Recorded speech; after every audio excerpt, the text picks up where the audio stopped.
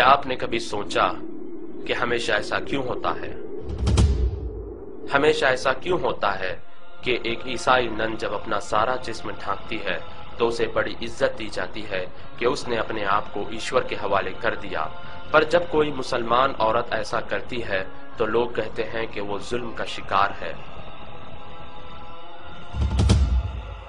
हमेशा ऐसा क्यों होता है कि एक यहूदी या सिख दाढ़ी रखता है तो वो अपने धर्म का पालन कर रहा है, पर जब कोई मुसलमान दाढ़ी रखता है तो वो कट्टरपंथी कहलाता है।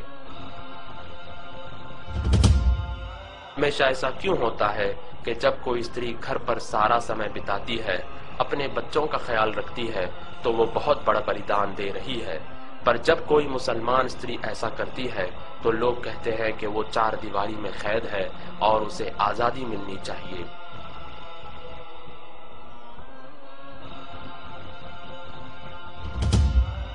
हमेशा ऐसा क्यों होता है कि जब कोई शिक्षक अपने सब्जेक्ट में आगे रहता है तो वो कामयाब शिक्षक कहलाता है,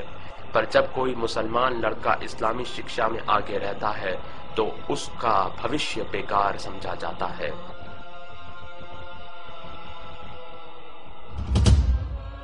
हमेशा ऐसा क्यों होता है कि जब कोई यहूदी या ईसाई किसी का खून करता है तो उसका धर्म नहीं बताया जाता, पर जब कोई मुसलमान किसी जुर्म में पकड़ा जाता है तो इस्लाम को बदनाम किया जाता है। हमेशा ऐसा क्यों होता है कि कोई भी लड़की किसी भी तरह के कपड़े पहनकर कॉलेज जा सकती है, पर जब मुसलमान लड़की हिजाब पहनकर कॉलेज जाती है तो उसे गेट पर ही रोक दिया जाता है।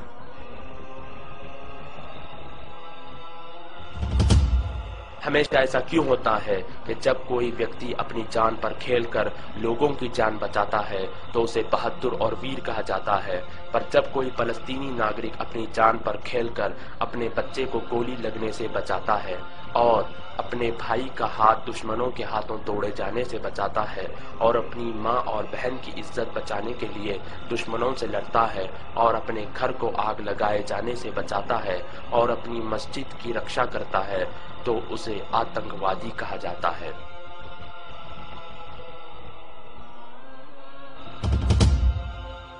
हमेशा ऐसा क्यों होता है कि हम किसी भी प्रकार की समस्या के लिए कोई भी समाधान ले लेते हैं, पर जब उसका उत्तर हमें इस्लाम में मिलता है तो हम इनकार कर देते हैं। हमेशा ऐसा क्यों होता है कि जब कोई ड्राइवर बेहुदा अंदाज से कार चलाता है तो कोई कार को दोषी नहीं ठहराता, मगर जब कोई मुसलमान गलती करता है तो इस्लाम को दोषी ठहराया जाता है।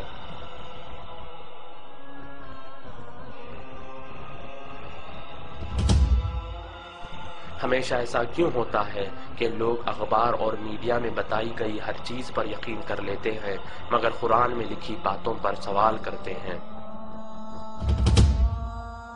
पर इन सारी चीजों के बावजूद आज पूरी दुनिया में सबसे तेजी से फैलने वाला धर्म इस्लाम है।